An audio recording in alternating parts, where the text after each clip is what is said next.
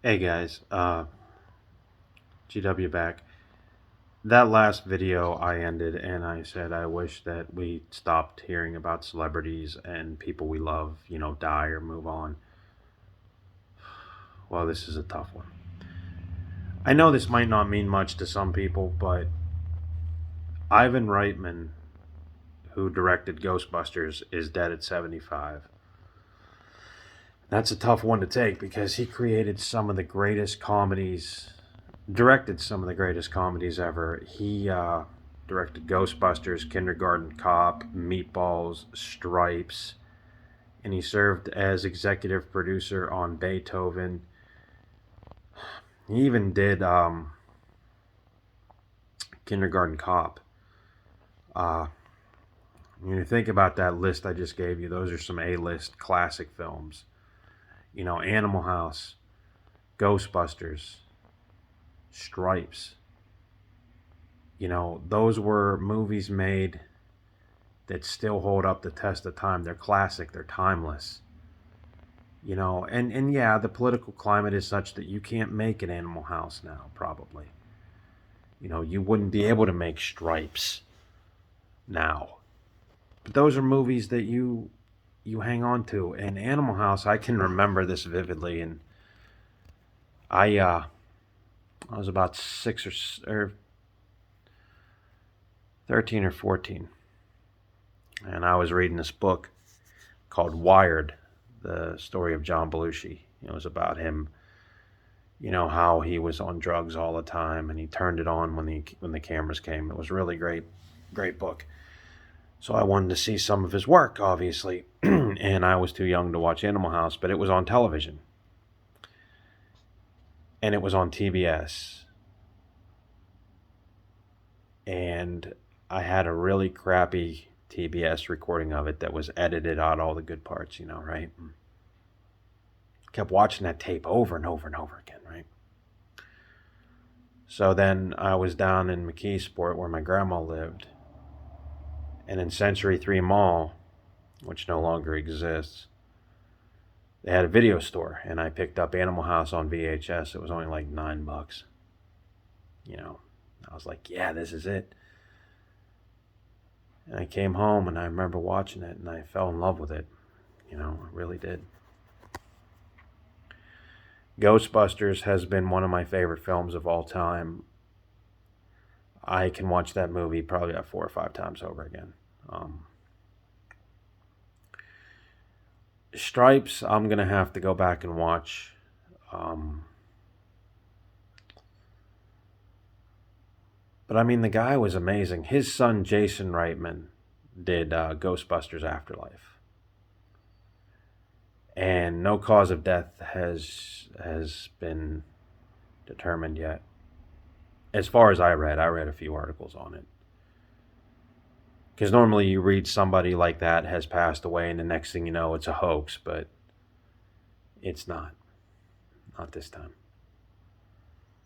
So I think, this weekend I'll be going through my video collection and I'll be, watching Stripes, Animal House.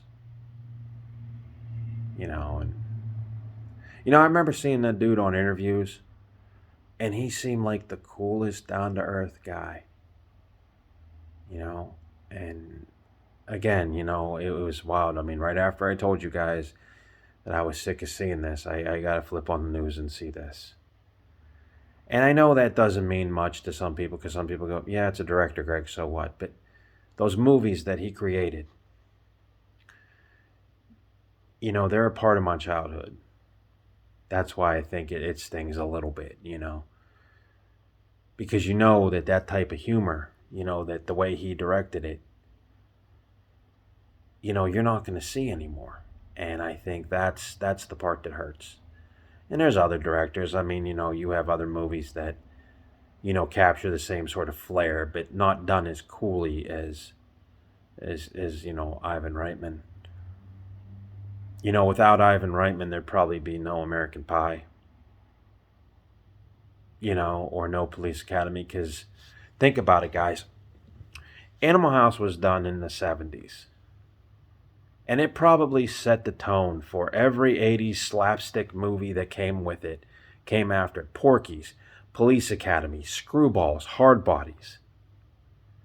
I mean, if you think about it, it was probably one of the first out of the gate to go outrageously crazy and then set the bar, and then every other film copied it. And also, about Animal House, a few people know this, that there was a short-lived TV series called The Delta House on NBC. You can find it on YouTube. And Stripes, same thing. I remember, up until that point, you really didn't have, misfits like that in the Army. And then you had that film. And then what came after that, guys, was Spies Like Us. So all these things springboarded, all these movies sort of came from the fact that Ivan Reitman sort of paved the way for those movies. Now, I could be way off, but to me it makes sense. And Kindergarten Cop, classic. Classic movie. It combined action with humor. And it's one that, that was very entertaining. And Beethoven. I never really liked PG movies, but I did give his movies a try. And like I said, Ghostbusters, when I was a kid, I remember I was in so much. I loved that film so much that I had the toy proton pack, and I had the little PKE meter, and I would watch that film endlessly, and I'd go out, outside in the yard, and I'd pretend like, Gozer was coming back, and this is his revenge, and you played that type of stuff when you were a kid, And now, I just read somewhere last night about the different versions of that movie, about TV and, how things are cut out, and there's different versions of it. And now they're putting out another set, where there's, deleted scenes and everything. And I don't know, guys. I don't know. And it sucks for me because I am a movie fan. You guys know this. And I'm not going to sit here and cry over it. I'm just saying it's disappointing and it's sad. I mean, a year ago, we lost the director of the Goonies. Richard Donner. And with that, killed the sequel that could have been amazing. And now we're losing Ivan Reitman. But I mean, at least one thing about these directors or musicians is that, once they put something on, out in the movie theater or out on CD or digital, it's there forever. You can always go back, and you can check it out. That's the only cool thing. Especially like this YouTube right here. Something could happen to me, God forbid. But you guys always got these.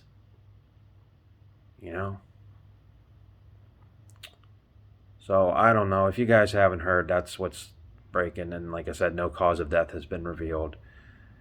And his son Jason actually had said that, he lost his hero. I guess his hero was his dad, I don't know much about Jason. I do know that he was on the Howard Stern show, and Jason Reitman's appearance happened right after the infamous Artie Lang blow up. I'm just putting things together in my head as I'm talking to you guys so I can give you a mental picture. If you haven't heard the Artie versus Teddy fight, check it out. Jason Reitman came in right after the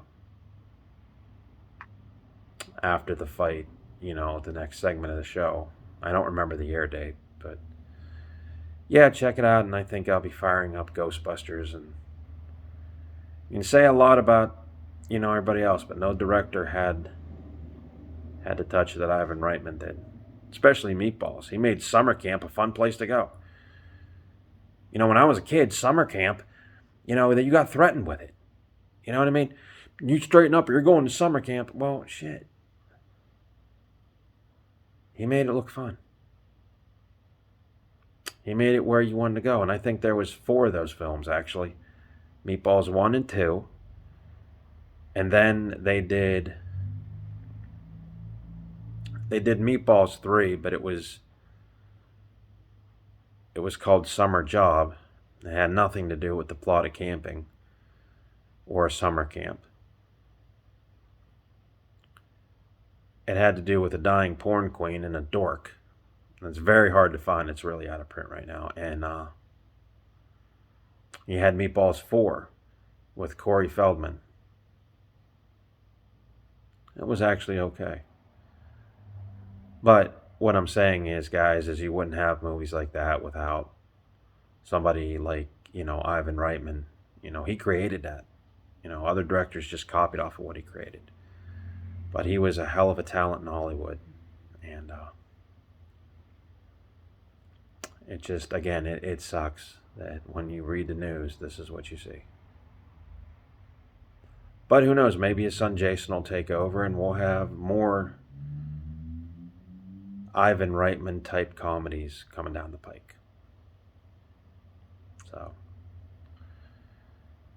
in these 2 videos, they really show you how quickly life changes. I mean, in my last video, I'm telling you about Resident Evil. I'm in a good mood, and then all of a sudden, boom, you get knocked down a peg. Maybe that's just like life, But anyway, check it out. I'm sure we'll hear more details about the death later on.